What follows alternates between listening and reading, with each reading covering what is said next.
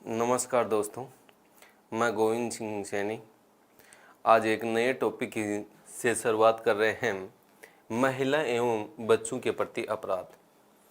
ये जो टॉपिक है ये राजस्थान जो पुलिस की जो सिलेबस में ये टॉपिक डाला गया है, ये इसलिए बताया गया है या इसलिए ये टॉपिक को शामिल किया गया है ताकि जो पुलिस हैं वो यानी जैसे जन सहायता कर रही हैं तो इससे भी जनता को यानी अवगत करवाया जा सके कि जो बढ़ रहे जो अपराध है इसको कंट्रोल यानी नियंत्रण किस प्रकार से किया जाए, या उनसे संबंधित कौन कौन सी जो नियम हैं, कौन कौन सी जो धाराएं हैं जिसके तहत यानी व्यक्तियों को क्या क्या सज़ा का प्रावधान है, इससे संबंधित जो हैं जो अधिनियम कौन कौन से बने हैं, और इससे संबंधित हमारी जो कॉन्स्टिट्यूशन है, जो संविधान है, उस संविधान में यानी कौन कौन से जो आर्टिकल आते हैं, तो उसके बारे में सबसे पहले बात करते हैं।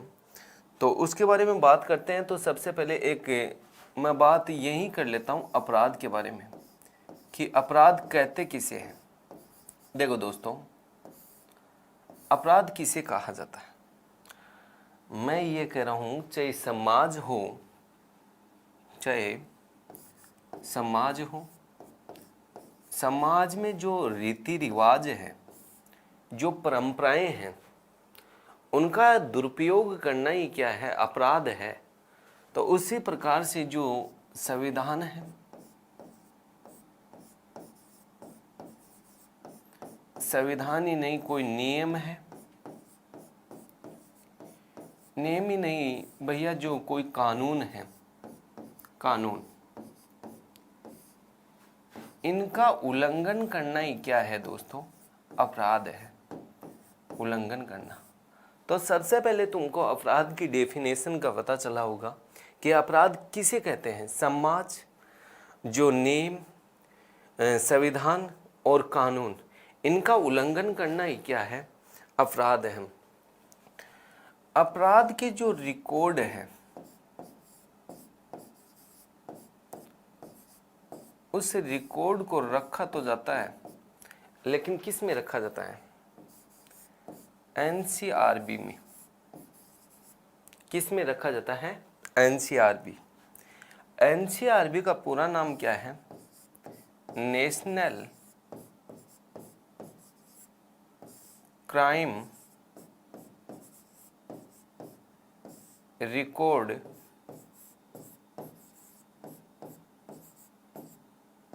ब्यूरो, ये इसका पूरा नाम है। ये किसके अधीन, जो एनसीआरबी है ये किसके अधीन है, तो ये गृह मंत्रालय के अधीन है। किसके अधीन है, गृह मंत्रालय के, गृह मंत्रालय के। वर्तमान में जो एनसीआरबी है इसके महानिदेशक किसको बताते हैं, महानिदेशक। तो इसके महानिदेशक तो बताते हैं दोस्तों, लेकिन बताते किसको हैं, तो वर्मा साहब को बताते हैं, आर वर्मा। ये इसके महानिदेशक है। तो यहाँ तक बातें समझ में आई होगी। सबसे पहले हमारा जो टॉपिक है ये राजस्थान पुलिस के जो सिलेबस हैं उसमें यानी नया टॉपिक शामिल किया गया है।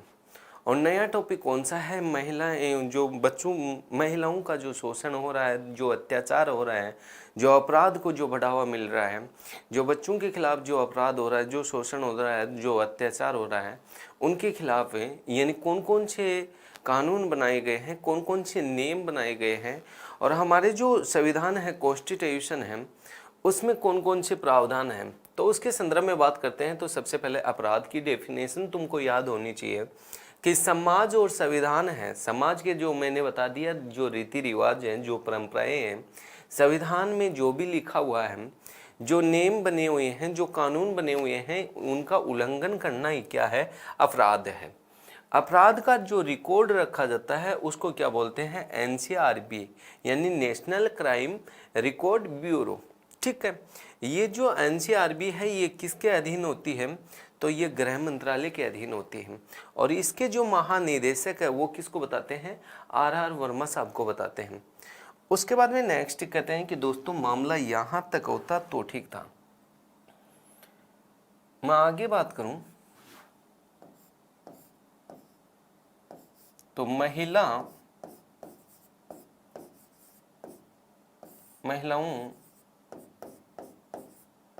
एवं बालकों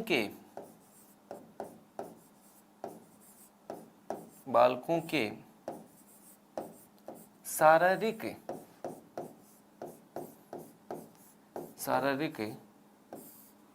और मानसिक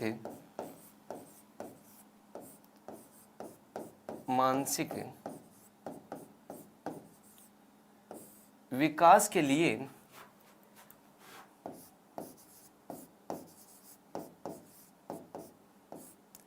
विकास के लिए 1985 में एक विभाग स्थापित किया गया, एक विभाग बनाया गया 1985 में। और उस विभाग का क्या नाम था दोस्तों? तो उस विभाग का नाम बताते हैं महिला एवं बाल विकास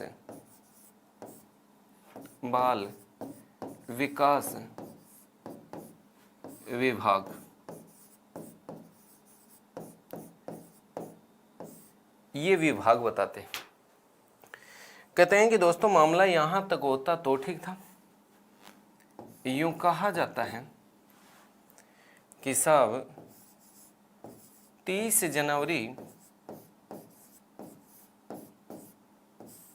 2006 में इस विभाग का नाम भी चेंज कर दिया गया। और इस विभाग का नाम चेंज करके क्या कर दिया गया? महिला एवं बाल विकास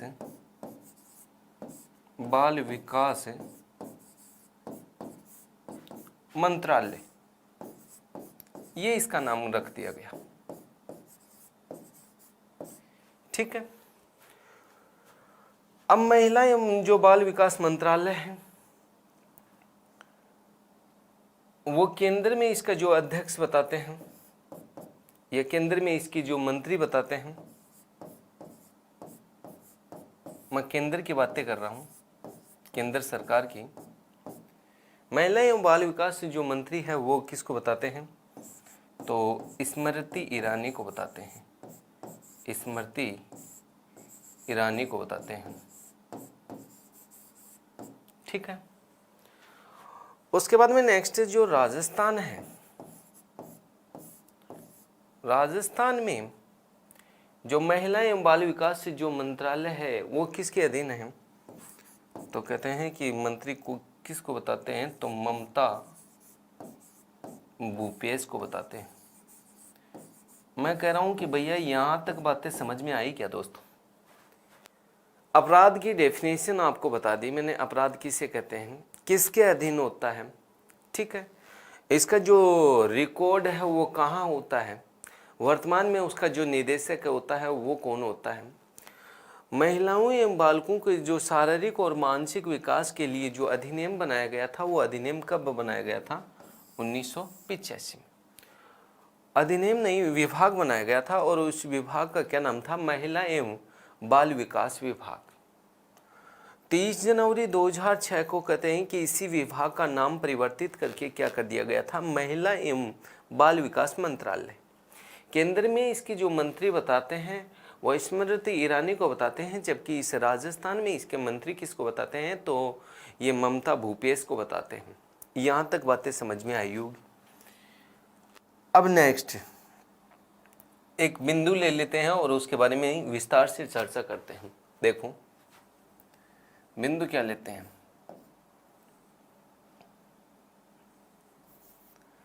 बिंदु ले लेते हैं, पॉइंट ले लेते हैं, एक पॉइंट। और पॉइंट ये है कि महिलाओं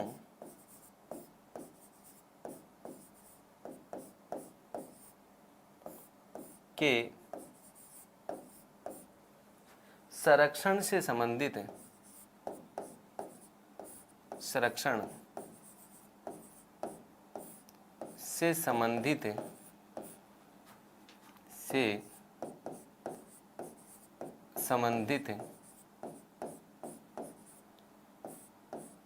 संविधान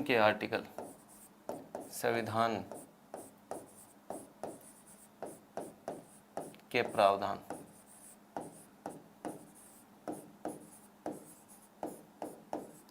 कि कौन कौन से संविधान में कौन कौन से प्रावधान हैं जो महिलाओं को संरक्षण प्रदान करता है। इसमें कुछ आर्टिकलों के बारे में बात करते हैं दोस्तों। सबसे पहले मैं बात करूं तो आर्टिकल तो आता है, लेकिन आर्टिकल कौन सा आता है? 14 आता है। उसके बाद में नेक्स्ट मैं बात करूं तो आर्टिकल तो आएगा लेकिन 15 आएगा। उसके बाद में नेक्स्ट मैं बात करूं तो आर्टिकल तो आएगा लेकिन 15(3) आएगा। उसके बाद में नेक्स्ट मैं बात करूं तो आर्टिकल तो आएगा लेकिन 16(2) आएगा। उसके बाद में नेक्स्ट मैं बात करूं तो आर्टिकल तो आएगा लेकिन 19 आएगा। एक बार इसके यहाँ तक देख लेते हैं 19(1) तक, और उसके बाद में आगे बढ़ते हैं। देखो दोस्तों, आर्टिकल 14 क्या कहता है? आर्टिकल 14 ये कहता है कि कानून की दृष्टि में सभी व्यक्ति क्या हैं, विधि की दृष्टि में सभी व्यक्ति क्या हैं, समान है। तो जिस प्रकार से व्यक्तियों को कानून की नज़र में समानता का अधिकार दिया गया है, उसी प्रकार से जो स्त्रियां हैं, जो महिलाएं हैं, उनको भी कानून की दृष्टि में समानता का अधिकार दिया गया है। महिलाओं को भी, किसको? महिलाओं को भी कानून की दृष्टि में समानता का अधिकार दिया गया है। आर्टिकल 15 क्या कहता है? आर्टिकल 15 ये कहता है कि जाति, लिंग, जन्म स्थान,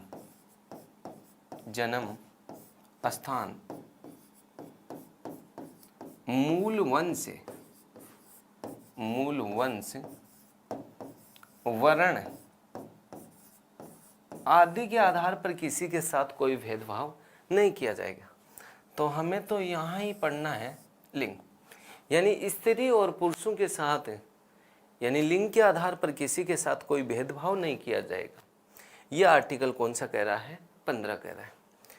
आर्टिकल 15(3) क्या कह रहा है? यह कहता है महिलाओं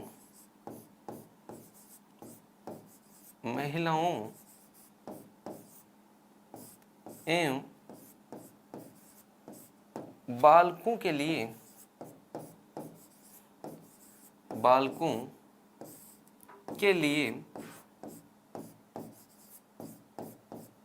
राज्य विशेष प्रावधान कर सकता है, तो ये केवल महिलाओं या बालकों के संरक्षण के लिए ही कहा गया है कि महिलाओं के विकास, जो महिलाएं एवं बालकों के लिए राज्य है वो विशेष प्रावधान कर सकता है विकास के लिए। 16(2) क्या कह रहा है? वो ये कह रहा है कि कोई भी जो सभी नागरिक होते हैं, जो भी राज्य के नागरिक होते हैं, उसमें महिलाएं भी शामिल होती हैं, उनको जाति, लिंग, जन्म स्थान,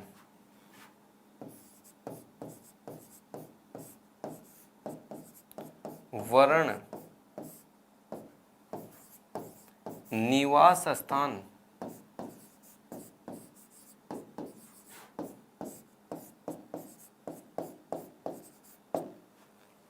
आदि के आधार पर राज्य हैं के अधीन जो सेवाएं होती हैं, राज्य के अधीन जो सेवाएं होती हैं, उन सेवाओं से क्या नहीं किया जा सकता? वंचित नहीं किया जा सकता।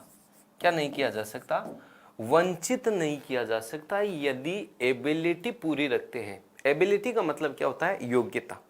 यदि कोई योग्य व्यक्ति है तो उसको राज्य के अधीन जो सेवाएं होती हैं, जो वैकेंसियां निकलती हैं, जो नौकरियां निकलती हैं, उनमें शामिल होने से नहीं रोका जाएगा कि हाँ तू अमुक वर्ग का है, तू तो यार पुरुष है, यहाँ स्त्री है, ठीक है, तो उनके आधार पर किसी को भी राज्य नहीं रोक सकता। 19(1) क्या कह रहा है? 19(1) में आप स्वयं को पता है कि 6 प्रकार की, पहले 7 प्रकार की स्वतंत्रता ही थी, लेकिन अभी 6 प्रकार की स्वतंत्रता है। तो वहाँ लिखा हुआ है 19(1) में लिखा हुआ है कि विचार व अभिव्यक्ति की स्वतंत्रता, विचार व अभिव्यक्ति की स्वतंत्रता। इसी प्रकार से 19(ख) में लिखा हुआ है क्या? अबाध रूप से सम्मेलन करने की स्वतंत्रता। अबाध का मतलब होता है बिना किसी हथियार के। 19(ग) में क्या लिखा हुआ है कि संघ, परिसंघ, संगठन, समिति बनाने की स्वतंत्रता। 19(घ) में क्या लिखा हुआ है? भ्रमण करने की स्वतंत्रता, भ्रमण करने की स्वतंत्रता। 19(अ) में क्या लिखा हुआ है? निवास करने की स्वतंत्रता। और 19(च) में क्या लिखा हुआ है? च में नहीं, 6 में लिखा हुआ है साहब अपनी जो कारोबार, उपजीविका चलाने के लिए कारोबार स्थापित करने की स्वतंत्रता। तो जिस प्रकार से व्यक्ति को बोलने की स्वतंत्रता दी गई है, उसी प्रकार से महिलाओं को भी बोलने की क्या दी गई है? स्वतंत्रता दी गई है।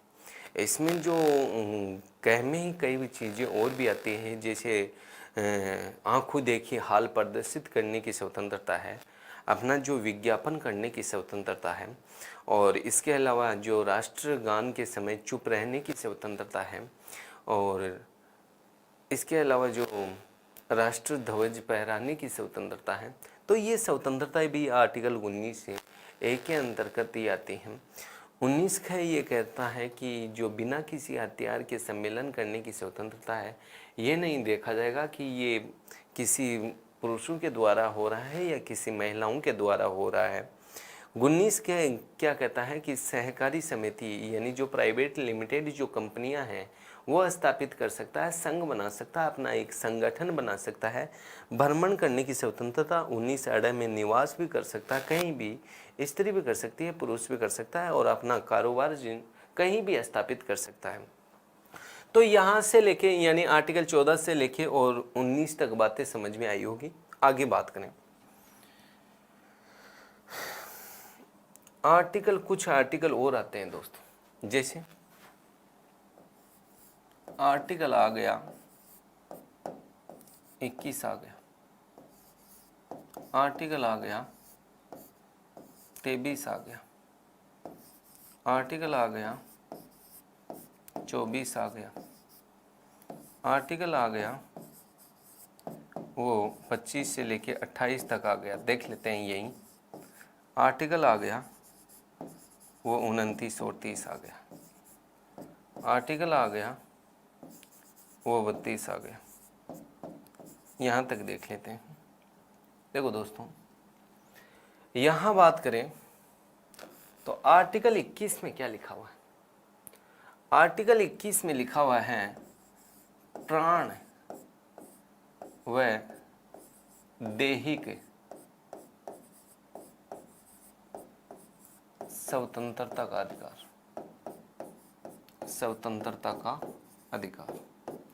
इसका मतलब समझते हो क्या तुम लोग? प्राण व दैहिक स्वतंत्रता का जो अधिकार है, इसका मतलब ये होता है कि साहब यहाँ महिलाओं, हाँ टॉपिक जो बाल अपराध ही चल रहा है, उसमें जो महिलाओं से संबंधित जो आर्टिकल है उनके बारे में मैं बातें कर रहा हूँ दोस्तों। तो जिस प्रकार से जो पुरुष हैं, उसी प्रकार से जो स्त्रियों को भी अपने प्राण व दैहिक स्वतंत्रता का अधिकार है, लेकिन कानून का उल्लंघन नहीं होना चाहिए। संविधान के अनुसार यदि महिला अपना जो शरीर का त्याग कर रही है तो कर सकती है, लेकिन कानून को ध्यान में रखकर। इसी में लिखा हुआ है कि इसमें कई प्रकार की स्वतंत्रता का उल्लेख देखने को मिलता है, यानी इसमें 18 प्रकार की मैं स्वतंत्रताएं और भी बताता हूँ। जैसे आदमी है उसको खुले में फांसी देने के विरुद्ध अधिकार है, विलम्ब से फांसी देने के विरुद्ध अधिकार है, हथकड़ी और बेड़ी पहनाने के विरुद्ध अधिकार है, आदमी को जो अंतिम संस्कार करने के विरुद्ध अधिकार है, उचित जीवन बीमा पॉलिसी। तो वहाँ एक अधिकार और देखने को मिलता है कि नारी का, मैं स्त्रियों की बात कर रहा हूँ, नारी का गरिमापूर्ण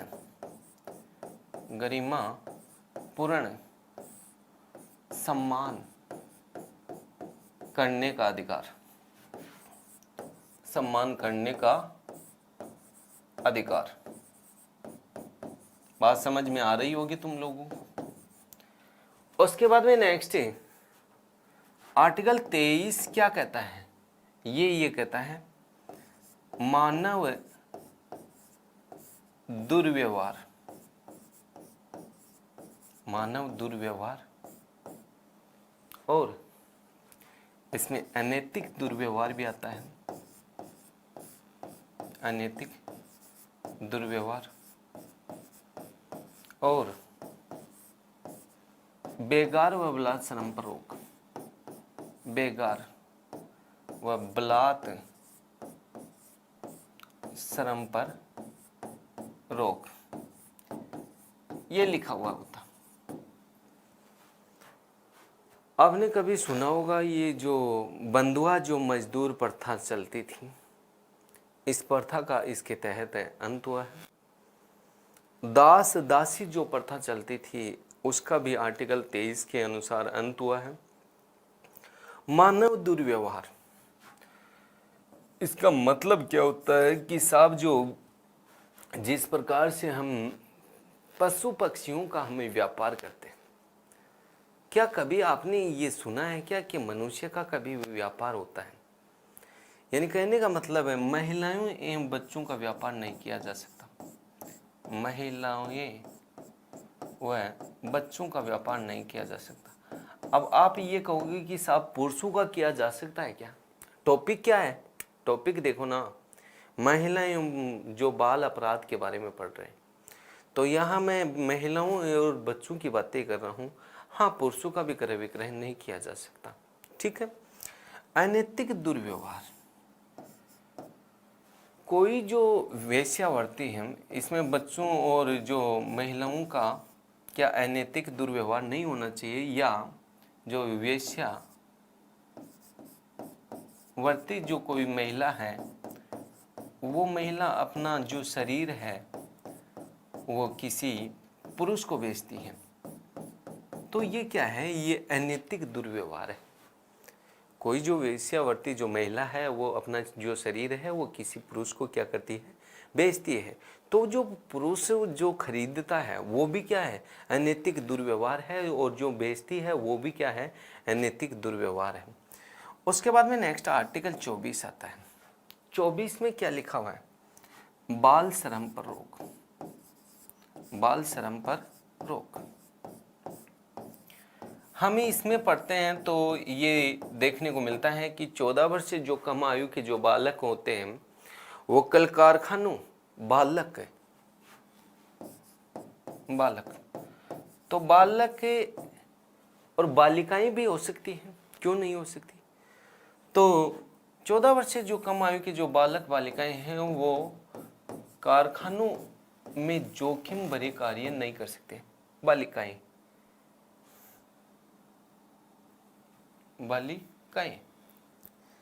जोखिम भरे क्या नहीं कर सकते? कार्य नहीं कर सकते। यदि ऐसा करते हैं तो वह कानूनी अपराध है। कल कारखाना,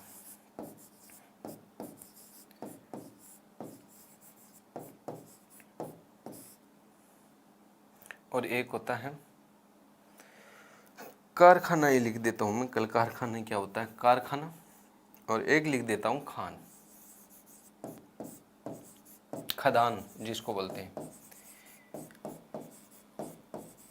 ये कारखाना जो अधिनियम बना था, मैं यही बात कर रहा हूँ, ये अधिनियम कब बना था? तो 1948 में बना था दोस्तों। कब बना था? 1948 में। जबकि ये जो खान अधिनियम है ये कब बना था? ये 1952 में। 1952 में। इन अधिनियमों के तहत क्या कहा गया? इन अधिनियमों के तहत कहा गया कि साहब जो रात्रि के जो जैसे ही मतलब 7 बजते हैं और सुबह यानी जो मॉर्निंग के 6 बजते हैं, उस दौरान इनके बीच में, इनके जो मध्य में कोई जो महिला है वो क्या नहीं कर सकती, यानी कार्य नहीं कर सकती। कहाँ? कल कारखानों में या खदानों में। बात समझ में आ रही होगी। ये अधिनियम ये कहता है ये बात। उसके बाद में नेक्स्ट आर्टिकल 25 से लेकर 28 तक धार्मिक स्वतंत्रता का अधिकार है। 25 में क्या लिखा हुआ है कि व्यक्ति अपने किसी भी धर्म को अपना सकता है, उसी प्रकार से जो महिला है वो भी तो किसी भी धर्म को अपना सकती है। 26 क्या कहता है? व्यक्ति किसी भी धार्मिक कार्यों के प्रबंध की व्यवस्था कर सकता है, अपने धर्म का प्रचार प्रसार कर सकता है। तो महिला भी तो कर सकती है ना भाई। उसके बाद में नेक्स्ट, क्योंकि उसको भी तो समानता का अधिकार प्राप्त है, स्वतंत्रता का अधिकार प्राप्त है, क्यों नहीं कर सकती। उसके बाद में नेक्स्ट आर्टिकल 27 क्या कहता है कि जो स्त्री और जो पुरुष होते हैं वो अपने धर्म के उत्थान के लिए कितनी भी आय का व्यय कर सकते हैं, लेकिन वह जो आय होगी वो आयकर रहित होगी, यानी टैक्स नहीं लगेगा और राज्य सरकार के द्वारा कोई रोक टोक नहीं की जाएगी। उसके बाद में नेक्स्ट आर्टिकल 28 क्या कहता है कि कोई राज्य द्वारा जो स्थापित संस्था है और राज्य उसका संचालन कर रहा है तो उसके भीतर धार्मिक शिक्षा नहीं दी जा सकती। जबकि कोई ट्रस्ट के द्वारा स्थापित कोई संस्था है या राज्य के द्वारा संचालित है या राज्य के द्वारा स्थापित है लेकिन संचालन कोई और कर रहा है, तो इन संस्थाओं में यानी धार्मिक शिक्षा दी जा सकती है। तो कहने का मतलब है यहाँ जो आर्टिकल 25 से लेके जो 28 तक है जो महिलाओं से संबंधित थे वो बातें कंप्लीट। आर्टिकल 29 क्या कहता है? आर्टिकल 29 ये कहता है कि कोई जो पुरुष होता है या महिला होती है वो अपनी जो लिपि है, जो भाषा है, जो संस्कृति है, उसका क्या करे? तो उसका संरक्षण करे। क्या करे दोस्तों? उसका संरक्षण करे। बात समझ में आ रही होगी। उसका संरक्षण करे। उसके बाद में नेक्स्ट आर्टिकल 30 क्या कहता है कि जो अल्पसंख्यक वर्ग है, हो सकता है कि उसमें महिलाएं भी हो, बच्चे भी हो। अल्पसंख्यक वर्गों के हितों के लिए, अल्पसंख्यक वर्गों के हितों के लिए शिक्षण संस्थानों की स्थापना करना। शिक्षण संस्थाओं की क्या करना? संस्थाओं की स्थापना करना। क्या करना दोस्तों? स्थापना करना, ये लिखा हुआ। ठीक है। आर्टिकल 32 में क्या लिखा हुआ है? तो इसमें लिखा हुआ है संवैधानिक उपचारों का अधिकार। क्या लिखा हुआ है दोस्तों? संवैधानिक उपचारों का अधिकार। उपचारों का अधिकार यानी कहने का मतलब है इसमें लैंग्वेज यूं लिखी हुई मिलती है कि जब नागरिकों के जो मौलिक अधिकार हैं तो हो सकता है कि नागरिकों में महिलाओं को भी शामिल किया गया है।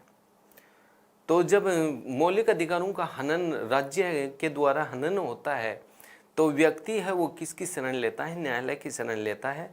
और न्यायालय के द्वारा ऐसी स्थिति में 5 प्रकार की रिट जारी होती है। उसमें हेबियस कॉर्पस का नाम आता है, मेडेमस का नाम आता है, प्रोहिबिशन का नाम आता है, सार्वी आरेरी का नाम आता है और कवो वारंटो का नाम आता है। ये लेख है वो उच्चतम न्यायालय है वो जारी करेगा, ये आर्टिकल 32 कहता है। लेकिन कहते हैं कि इसी प्रकार से जो उच्च न्यायालय भी यानी ये जो लेख है वो जारी कर सकता है। इसमें इंजेक्शन नामक जो छठा लेख होता है वो भी जारी कर सकता है। और ये मैं नहीं कहता बल्कि आर्टिकल कौन सा कहता है? तो 226 कहता है। तो ये जो आर्टिकल हैं महिलाओं के से संबंधित उनके बारे में बातें कर रहे हैं। आर्टिकल 21 से लेके 32 तक यहाँ तक बातें समझ में आई होगी। एक बार फिर रिवाइज कर देता हूँ। आर्टिकल 21 में लिखा हुआ है कि साहब स्त्री और पुरुष हैं वो प्राण व दैहिक स्वतंत्रता का अधिकार दिया गया उसको। हाँ, वो अपना प्राण और दैहिक स्वतंत्रता का अधिकार है उसको त्याग सकता है, लेकिन संविधान के नियमों को ध्यान में रखते हुए नारी का गरिमापूर्ण सम्मान करने का जो अधिकार है वो भी आर्टिकल 21 में देखने को मिलता है। आर्टिकल 23 में क्या लिखा हुआ है, मानव दुर्व्यवहार, बेगार और बलात् श्रम पर रोक। मैंने कहा कि इसी के तहत जो बंधुआ मजदूर प्रथा चलती थी स्त्री और पुरुषों की, उसका भी क्या हुआ, अंत हुआ, और दासी प्रथा का भी क्या हुआ, अंत हुआ। मानव दुर्व्यवहार में लिखा हुआ है कि महिलाएं एवं बच्चों के साथ दुर्व्यवहार न किया जाए। इसमें दुर्व्यवहार का मतलब मैंने बता दिया, क्रय विक्रय न करना। अनैतिक दुर्व्यवहार, जो महिलाओं और बच्चों के साथ अनैतिक दुर्व्यवहार न करना चाहिए, इसमें मैंने कहा कि जैसे कोई वेश्यावर्ती जो महिला होती है वो अपना शरीर किसी पुरुष को बेचती है। आर्टिकल 24 में लिखा हुआ है बाल श्रम पर रोक, यानी बालिकाओं के श्रम पर भी रोक। मैंने कहा उसके बाद में जो कारखाना जो अधिनियम है ये 1948 में, और खान अधिनियम है ये 1952 में। इन अधिनियम के तहत यूँ कहा गया कि रात्रि में 7 बजे से लेकर और सुबह के 6 बजे तक जो महिलाएं हैं वो कारखानों में क्या नहीं कर सकती, कार्य नहीं कर सकती है। यदि ऐसा कोई व्यक्ति करवाता है कार्य, जैसे मतलब नाइट ड्यूटी बोलते हैं हम, ऐसा कोई होता है महिलाओं के साथ, तो यह है क्या है, कानूनी अपराध है। उसके बाद में नेक्स्ट आर्टिकल 25 से लेकर 28 तक मैंने धार्मिक स्वतंत्रता का अधिकार बताया है, और 29 और 29 में बताया है कि कोई भी जो महिला है, पुरुष है, उसकी लिपि, भाषा और संस्कृति का क्या करना चाहिए, संरक्षण करना चाहिए। तो इसमें लिखा हुआ है कि अल्पसंख्यक वर्गों के हितों के लिए शिक्षण संस्थानों की क्या करना, स्थापना करना। जबकि आर्टिकल 32 में क्या लिखा हुआ है, संवैधानिक उपचारों का अधिकार। उसके बाद में नेक्स्ट दोस्तों, बातें यहाँ तक होती तो ठीक थी, लेकिन आर्टिकल आते हैं। आर्टिकल कोई ज़्यादा नहीं है, आर्टिकल ओनली कहते हैं कि भैया 395 है। तो उसमें और बात करें तो एक आर्टिकल आता है 39 का है, एक आर्टिकल आता है 39 से अड़, एक आर्टिकल आता है 39 से चय, एक आर्टिकल आता है दोस्तों 41, एक आर्टिकल आता है 42, और उसके बाद में नेक्स्ट है आर्टिकल आएगा, वो आएगा 47, और आर्टिकल आएगा वो 51 के 5। ठीक, अब इनके बारे में और देख लेते हैं। आर्टिकल है वो 39 का क्या कहता है, ये कहता है कि जो स्त्री है, स्त्री एवं जो पुरुष हैं, इनको सम्मान आजीविका का अवसर दिया गया है। सम्मान आजीविका, आजीविका तुम जानते ही हो, जिस प्रकार से यानी व्यक्ति अपनी जिंदगी जीता है, पुरुष अपनी जिंदगी जीता है, उसी प्रकार से महिलाओं को भी अपनी जिंदगी जीने का क्या दिया गया है, अधिकार दिया गया है। 19 अड़ क्या कहता है, 39 अड़ में लिखा हुआ है दोस्तों कि सब जो स्त्री एवं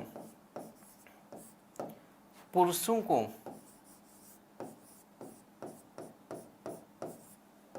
को सम्मान कार्य के लिए सम्मान वेतन, सम्मान कार्य के लिए सम्मान क्या मिलना चाहिए, वेतन मिलना चाहिए। अब ये तो आप स्वयं जानते हो मिलता है कि नहीं मिलता है, ठीक है। आपको पता है कि जो न्यूनतम जो मजदूरी अधिनियम बनाया गया था, न्यूनतम मजदूरी अधिनियम, वो कब बनाया गया था, तो 1948 में बनाया गया था। कब बनाया गया था दोस्तों, 1948। उसके बाद में नेक्स्ट है 39 क्या कहता है, वो ये कहता है श्रमिक स्त्री व पुरुष को पुरुष को हानि न पहुंचाना।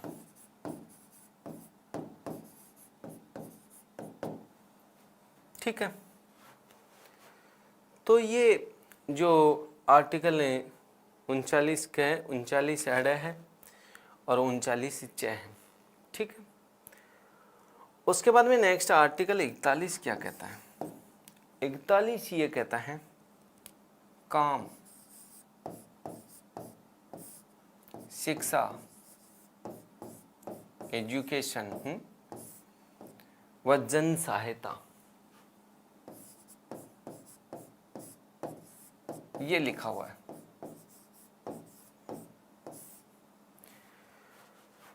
नरेगा के तहत जो महिलाओं को या पुरुषों को जो काम दिलाया गया था,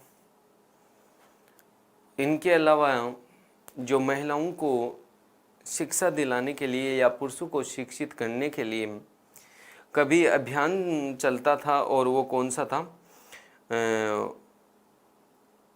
वर्धा शिक्षा अभियान चलता था।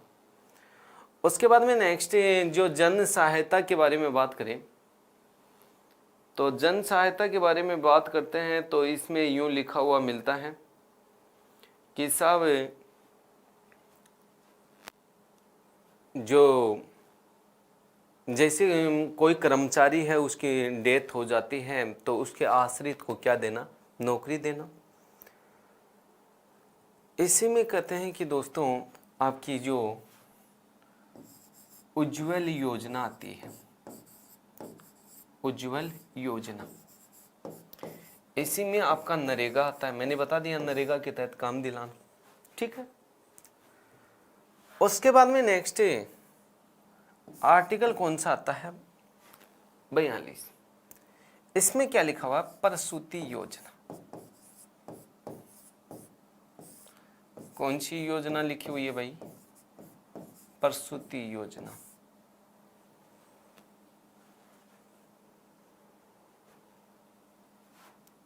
इसमें क्या था कि जो आर्टिकल था ये 39 से घय था भाई, और ये 39 ऐड था। चय में तो जो बालकों के लिए कहा गया है। ठीक है, तो प्रसूति योजना यानी जो गर्भवती जो महिलाएं होती हैं उनके लिए बताया गया है। जैसे इसमें आपने कभी नाम सुना होगा जननी सुरक्षा योजना का। जननी सुरक्षा योजना, सुरक्षा योजना यानी इसमें कई योजनाएं चलाई गई है सरकार के द्वारा समय समय पर, जिसमें यूं कहा जाता है कि साहब जो स्त्री जैसे ही मतलब गर्भ धारण कर लेती है और जब तक संतान यानी जन्म होने के कुछ समय बाद भी यानी उसके विवाह तक भी यानी कुछ राशि प्रदान करती है, ऐसे कहा जाता है। जैसे हम गवर्नमेंट हॉस्पिटल में कोई डिलीवरी करवाते हैं तो उस समय शायद 3500 रुपये होगा, मेरे ध्यान में नहीं आ रहा, 3500 रुपये की पहले किस्त प्राप्त होती है। और जब तक कन्या 18 साल की होती है यानी विवाह योग्य हो जाती है तब तक उसको यानी गवर्नमेंट है वो राज्य सरकार है वो शायद 51,000 रुपये यानी प्रत्येक राज्य में अलग अलग प्रावधान है। ठीक है, अब साहब आपने जो कर्मचारी जो महिलाएं होती हैं, कर्मचारी महिलाएं,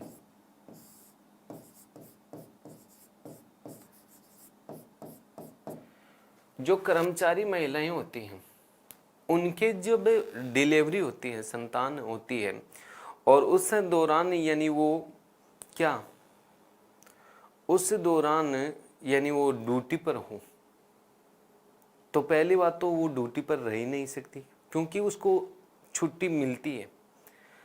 न्यूनतम कितनी मिलती है? न्यूनतम उन महिलाओं को छुट्टी मिलेगी वो भैया 15 दिन की मिलेगी। और अधिकतम कितनी ले सकती है? तो अधिकतम छुट्टी ले तो सकती है दोस्तों, लेकिन कितने दिन की? 180 दिन की। कितनी ले सकती है? 180 दिन की छुट्टी प्राप्त कर सकती है।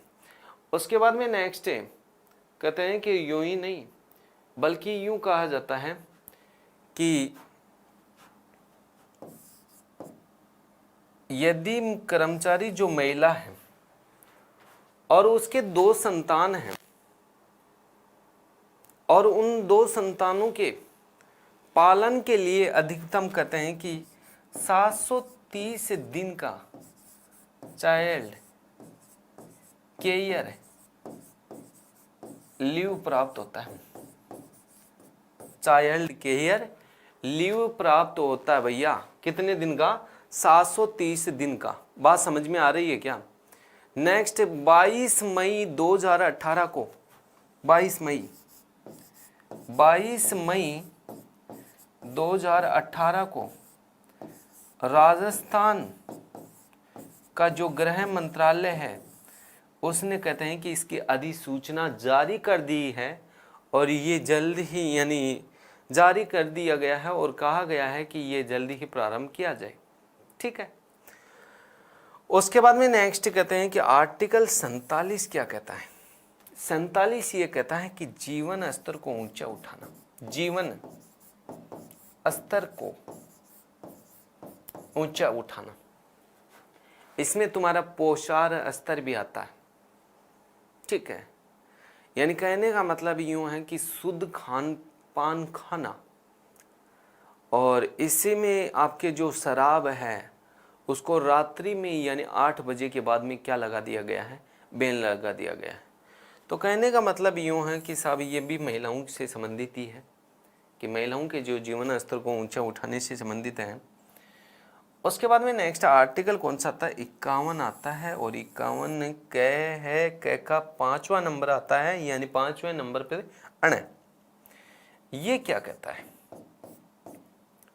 ये कहता है कि समाज में जो कुप्रथाएं चल रही हैं, कुप्रथाएं, उन कुप्रथाओं का क्या करना? अंत करना। क्या करना दोस्तों? अंत करना। ठीक है, तो ये भी महिलाओं से संबंधित जो आर्टिकल हैं वो भी क्या होते हैं? कंप्लीट होते हैं। अब आगे और भी 1-2 आर्टिकल और हैं और उसके बाद में नेक्स्ट मेन टॉपिक पर आते हैं। लेकिन महिलाओं से संबंधित जो आर्टिकल आते हैं उसमें आर्टिकल 243 से घ 3, आर्टिकल 243 से घ 4 और आर्टिकल आएगा वो 243 से न, ये आता है। देखो ये क्या कहता है? ये कहता है कि भैया जो पंचायत है, उन पंचायत में जो SC ST की जो महिलाएं होती हैं उनके आरक्षण का प्रावधान है। उनको क्या दिया गया है? आरक्षण दिया गया। ठीक है, इसमें क्या लिखा हुआ है कि पंचायत में जो पद होते हैं उन पदों में जो आरक्षण है इसका जो प्रावधान है वो किस में देखने को मिलता है? आर्टिकल 243 घ 4 में। आर्टिकल 243 ने क्या कहता है कि जो नगर पालिकाएं होती हैं, नगर पालिकाएं, इन नगर पालिकाओं में जो SC और ST की जो महिलाएं होती हैं, महिलाएं, इनका जो आरक्षण का जो प्रावधान है वो इन आर्टिकलों में देखने को मिलता है। तो यहाँ तक तुमको ये जितने भी जो संविधान के द्वारा या भारतीय संविधान में जो महिलाओं के संरक्षण के लिए जो कुछ आर्टिकल थे वो आर्टिकल यहाँ आते आते क्या होते हैं दोस्तों? कंप्लीट होते हैं। आशा मैं तो यही करता हूँ कि आपको लोगों को समझ में आया होगा। बाकी चर्चा करेंगे वो नेक्स्ट क्लास में। तब तक के लिए दोस्तों थैंक यू।